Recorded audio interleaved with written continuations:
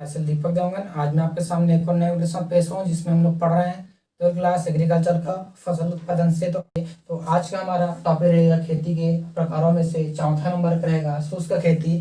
तो ये जो है हमारा अध्याय नंबर 5 से इसका पार्ट नंबर 7वां भी चल रहा है। तो ये है हमारा शुष्क खेती, इसके बारे में आज इसमें देखेंगे और साथ ही साथ इसमें जो है सिंचित खेती के बारे में भी इसमें देखेंगे। तो शुरू करते हैं। इसमें हमारे पास शुष्क खेती, तो शुष्क खेती क्या होते हैं इसको देख लेते हैं। सबसे पहले हमारे पास जो खेती है कितना मिलियन हेक्टेयर में हमारे पास खेती होता है उसको पहले देख लेते हैं। तो 177 मिलियन हेक्टेयर में हमारे पास भूमि है जिसमें खेती किया जाता है। 177 मिलियन ये जो हेक्टेयर भूमि है उसी पर खेती होता है, जिसमें से हमारे पास लगभग 56.6 मिलियन हेक्टेयर भूमि ही सिंचित है। ठीक है, और उसके बाद जो हमारे पास 68 मिलियन हेक्टेयर जो भूमि है वो वर्षा पर आधारित होता है। तो हमारे पास जो सिंचित भूमि की संख्या बहुत ही कम है और असिंचित मतलब वर्षा आधारित जो भूमि है उसकी संख्या बहुत ही इसमें ज्यादा हमारे पास है। तो इसी कारण से शुष्क खेती के बारे में हमको पढ़ना बहुत ही जरूरी होता है। ठीक है, क्योंकि हमारे पास जो सिंचित भूमि है उसकी संख्या कम है और असिंचित वर्षा पर ही आधारित जो भूमि है उसका संख्या बहुत ही ज्यादा है। तो इसमें इसका पहले देख लेते हैं इसका परिभाषा क्या बोलता है। उन क्षेत्रों में शुष्क खेती उन क्षेत्रों में जहां वार्षिक वर्षा कितना 500 mm से 500 mm या इससे भी कम होती है, वहां पर लाभप्रद फसलों को बिना सिंचाई के उगाना शुष्क खेती कहलाता है। ठीक है, जहां उन क्षेत्रों पर जहां पर 500 mm या 50 सेंटीमीटर से भी कम बारिश वहां पर अगर होता है, 50 सेंटीमीटर से भी कम बारिश जिस एरिया में होता है तो उस एरिया में लाभप्रद फसलों को लेना या उगाना वो कहलाता है हमारा शुष्क खेती कहलाता है। जहां पर बारिश बहुत ही कम, साल में या तो एक बार होगा या तो 2 ही बार होंगे, तो उसमें बारिश जो बहुत ही कम होता है फिर भी वहां पर लाभप्रद फसलों को उगाना शुष्क खेती कहलाता है। ठीक है, तो अब देखते हैं इसकी विशेषताएं हमारे पास क्या क्या होता है। तो पहला आता है इसमें हानिकारक जलवायु का प्रभाव। हानिकारक जलवायु का प्रभाव की किस तरह से उसका हानिकारक जलवायु का प्रभाव वहां पर रहते हैं। जैसे हम लोग अभी पढ़ रहे हैं कि इसमें वर्षा बहुत ही कम होता है, तो साल में एक बार या 2 बार होता है, जिसके कारण से वर्षा नहीं होने के कारण हम लाभप्रद जो फसल होते हैं मतलब अन्य जो फसल होते हैं जिसमें पानी की आवश्यकता होती है उसको इसमें हम नहीं ले सकते। साथ ही साथ जैसे कि ठंडा का मौसम रहता है, अगर उसमें हम कोई फसल उगाए उसको पाले से भी बचाना हमारे लिए बहुत ही इसमें दिक्कतें रहते हैं। तो हानिकारक जलवायु के प्रभाव से फसलों पर बहुत ही ज्यादा इसमें नुकसान हमको पहुंचता है। ठीक है, फिर उसके बाद देखते हैं इसमें उबड़ खाबड़ भूमि किस सतह। उबड़ खाबड़ भूमि मतलब जैसे कि जब अब बारिश होते हैं तो उस समय भूमि का कटाव होना, या जब बारिश नहीं होते हैं तो जब धूप पड़ता है तो धूप के कारण हम लोग जब उसको मिट्टी को पाला करके मतलब पटेला चलाकर या उसको समतल करके रखते हैं तो रेत के कण जो होते हैं, जो मिट्टी के कण होते हैं, उसको उड़ने के कारण जो है भूमि हमारा जो पहले समतल था वो कैसा हो जाना, उबड़ खाबड़ हो जाना, मतलब अनबैलेंस इसमें वो हो जाना, वो कहलाते हैं हमारे उबड़ खाबड़ भूमि की सतह का निर्माण इसमें होता है। फिर उसके बाद बोलते हैं हमारे में बड़ी जोत बोलता है। बड़ी जोत का अर्थ यह है कि बड़े बड़े हमारे पास खेत, क्योंकि जो ऐसे एरिया होते हैं शुष्क खेती जहां पर यह जहां पर शुष्क जलवायु होता है वहां पर गर्मी ज्यादा और जो मौसम का जो बारिश वगैरह वो कम होते हैं, वहां पर भी जनसंख्या बहुत ही विरल होती है, मतलब कम जनसंख्या होते हैं। तो कम जनसंख्या होने के कारण जो खेत जो है वहां पर ज्यादा मिलेगा हमको। तो जो है अब बड़ी जोत का अर्थ वही है कि वहां पर खेतों की संख्या बहुत ही ज्यादा होते हैं और बड़े बड़े खेतों वहां पर रहते हैं, जिसके कारण से उसको मेंटेनेंस करना एवं जो है उस पर फसल लगाना बहुत ही हमारे लिए चुनौतीपूर्ण इसमें साबित होता है। फिर आता है हमारे पास अनिश्चित एवं कम वर्षा। अनिश्चित एवं कम वर्षा, वर्षा का भी इसमें निश्चित नहीं होना, इसमें कभी भी पानी का आ जाना और कभी भी इसमें नहीं आना, एवं जो है क्या है, अनिश्चित है, यानी कि अनिश्चित तो हो गया। उसके बाद कम वर्षा, जो औसतन वर्षा वहां पर होना चाहिए उससे भी कम हो जाते हैं, जिसके कारण से मिट्टी में नमी को हमको सुरक्षित करके अलग मौसम में इसमें फसल को उगाने का कोशिश किया जाता है। ठीक है, फिर उसके बाद बोलते हैं इसमें विरल खेती। उसके बाद क्या बोलते हैं इसमें विरल खेती, मतलब जो जोत हमारे पास बड़े बड़े हैं लेकिन हमको उसमें उगाने के लिए जो है इसमें उसका देखभाल के लिए अच्छा नहीं हो पाता, इसलिए हम लोग विरल खेती की तरफ जिसमें ध्यान देते हैं, मतलब बहुत कम इसमें खेती किया जाता है, या जो है एक जैसी इसमें खेती को इसमें करते हैं। ठीक है, अब उसके बाद आता है हमारे में एक सी फसलें, क्योंकि हमारे पास शुष्क खेती कर रहे हैं, वो एरिया हमारे लिए ऐसा है कि वहां पर अलग अलग फसलों को, या जिसमें पानी की आवश्यकता है, जिसमें अधिक से अधिक लाभ मिलता है, ऐसे फसलों को हम लोग नहीं ले पाते हैं, क्योंकि उसमें हमको एक जैसे फसलों को लेना पड़ता है, ताकि हमारा किसानी या जो है खेती वो संभव हो सके। अगर हम अलग अलग फसलों को लेंगे तो उसके लिए पानी की आवश्यकता होगी, तो पानी तो हमारे पास नहीं है, तो ऑलरेडी वो फसल वो हमारा मर जाएंगे। ठीक है, तो इसलिए उसमें लिया जाता है। फिर उसके बाद बोलते हैं इसमें अपेक्षाकृत बड़े आकार के खेत। अपेक्षाकृत बड़े आकार के खेत, वहां पर जाहिर सी बात है पानी कम गिरता है तो पेड़ पौधे भी बहुत कम उगेंगे, इसी कारण से उसका जो खेत का आकृति होता है बहुत ही बड़े बड़े आकृति खेत हमको देखने को मिलता है।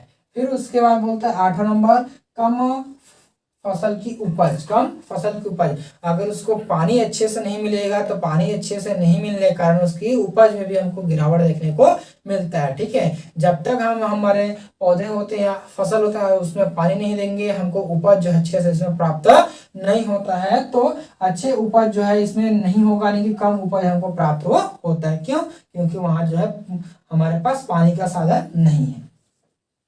फिर बोलता है 9वां नंबर उत्पादन का बाजार मूल्य कम होना। उत्पादन का बाजार मूल्य कम होना, जैसे कि वहां पर पूरे गांव का गांव या पूरे जो एरिया है वहां का एक जैसे फसलों को उसमें उगा रहे हैं, तो एक जैसे फसलों को उगा रहे हैं तो उसका भाव भी कम होगा, यानी कि वहां के जितने भी किसान होते हैं सभी उसी फसल को उसमें ले रहे हैं, तो उसका जो भाव है, रेट है, वो भी हमको कम मिलेगा, जिसके कारण से उसमें बाजार में उसका जो रेट रहता है, प्राइस रहता है, वो भी हमको कम देखने को मिलता है। ठीक है, फिर उसके बाद आता है इसमें हीन आर्थिक दशा। हीन आर्थिक दशा, जो किसान वहां होते हैं उसकी हीन आर्थिक दशा, अर्थात इससे ये है उनका उपज हुआ कम, पानी का साधन भी नहीं है, एवं बाजार का जो मूल्य है वो भी कम है, इसी कारण से उसका जो आर्थिक दशा है वो कभी सुधरते नहीं है, वो जैसे के तैसे बने हुए रहते हैं, बस इतना ही, कुछ जीवित रहते हैं वहां, इतना ही। ठीक है, फिर बोलता है संतुलित भोजन का अभाव। संतुलित भोजन, जब तक उनके पास कुछ पैसे नहीं रहेंगे या उन लोग खेती नहीं करेंगे तब तक जो है अच्छा भोजन वो नहीं खा पाएंगे, तो इसलिए जो है वो संतुलित भोजन का वहां पर अभाव देखने को मिलता है, जिसके कारण से बहुत सारे उनको बीमारियों का, रोगों का सामना करना उनको पड़ता है। ठीक है, चलिए इसमें और हम लोग एक और टॉपिक उसमें देखते हैं जिसका नाम है मिश्रित खेती। तो मिश्रित खेती के बारे में इसमें जान लेते हैं। तो नाम से स्पष्ट हो रहा है मिश्रित खेती मतलब अलग अलग खेती को हम अगर एक साथ करते हैं तो इसको बोलते हैं, हमारे में मिश्रित खेती के नाम से इसको जो है वो जाना जाता है। तो सबसे पहले आपको समझना होगा कि मिश्रित खेती और मिश्रित फसल दोनों अलग अलग होते हैं, मतलब मिश्रित खेती अलग होता है और मिश्रित फसल खेती दोनों जो है वो अलग अलग होते हैं। तो मिश्रित फसल खेती में क्या किया जाता है, अलग अलग फसलों के जो बीज होते हैं उसको एक ही फार्म के अंदर उगाना मिश्रित फसल खेती कहलाता है।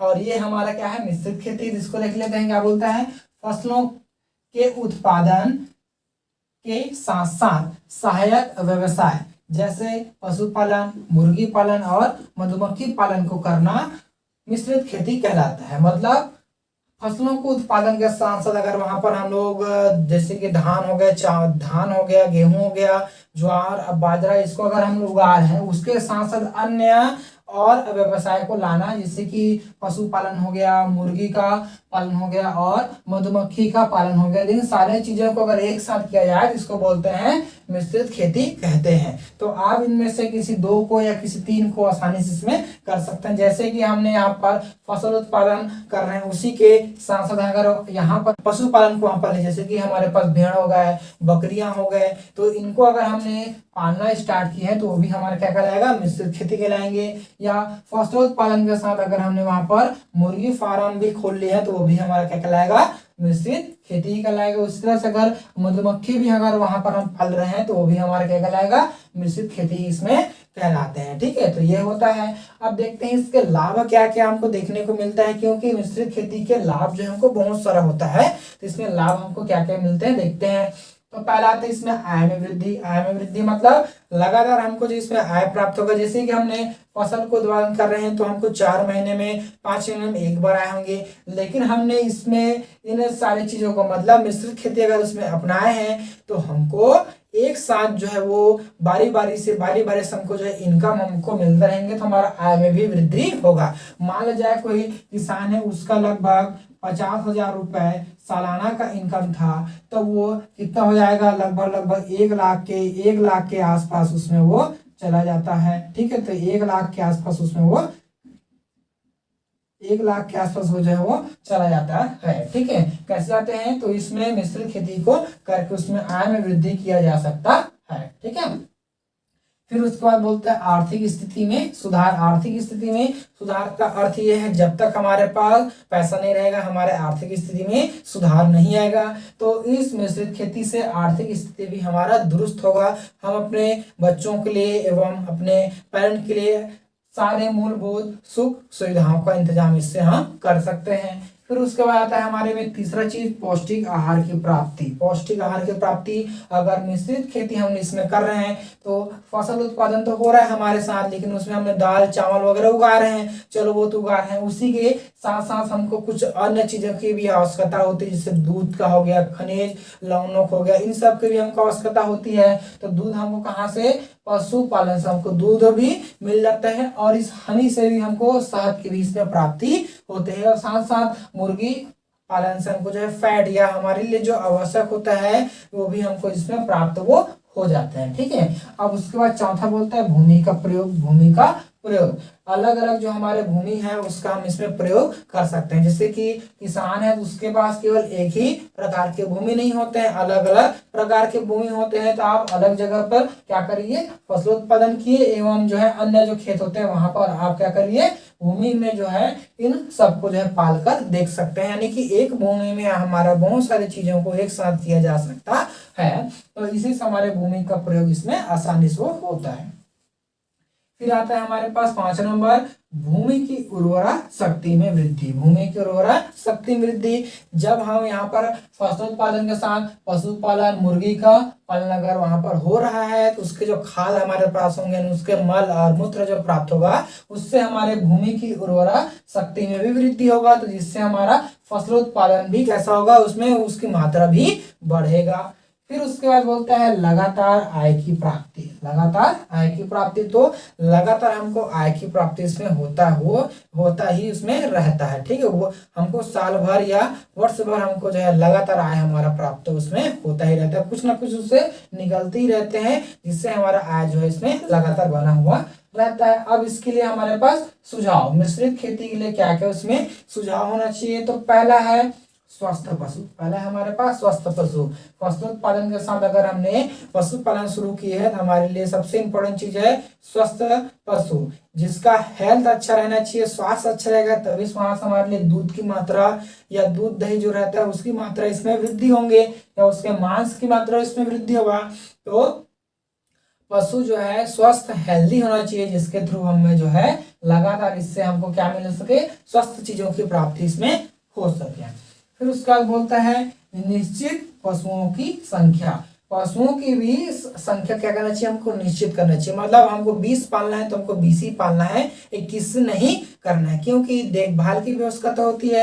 ऐसा नहीं कि लाओ पूरे जानवरों को लेकर आते हैं उसके बाद इसमें से हो जाएगा, ऐसा नहीं। उसकी देखभाल की भी आवश्यकता होती है। उसके देखभाल के लिए क्या करना, हमको निश्चित पशुओं की संख्या रखना है। जितना हम देखभाल कर सकते हैं उतने ही पशुओं को इसमें रखा जाता है।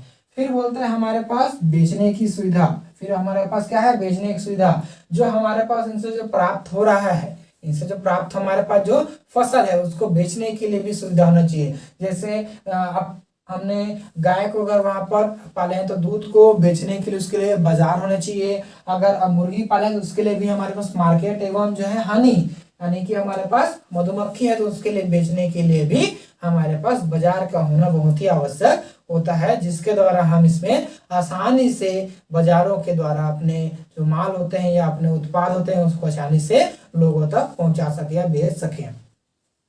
फिर आता है हमारे पास चौथा नंबर फार्म योजना। चौथा नंबर आता है फार्म की योजना। ये बहुत ही बड़ा चीज होता है फार्म की योजना। आपको कितना हेक्टेयर में या कितने एकड़ में आपको जो है किस चीज का उत्पादन करना है, पशुपालन करना है, मुर्गी पालन है, फसलोत्पादन है, उसके लिए हमारे पास व्यवस्था होना ये कहलाता है हमारा फार्म योजना कहलाता है, जिसके अंतर्गत फार्म के अंदर हम जितने सारे उपकरण होते हैं उसका इस्तेमाल करना एवं हमारे पास जो उपकरण अभी नहीं है उसको लाने का कोशिश एवं अपने जो मुर्गी वगैरह है या जो भी चीज है उसके लिए एक उचित प्रबंध का करना, जिससे उनका जो उत्पादन दर है वो लगातार वृद्धि होता रहे, ये कहलाता है हमारे में फार्म योजना कहलाता है। तो आज के लिए इतना ही।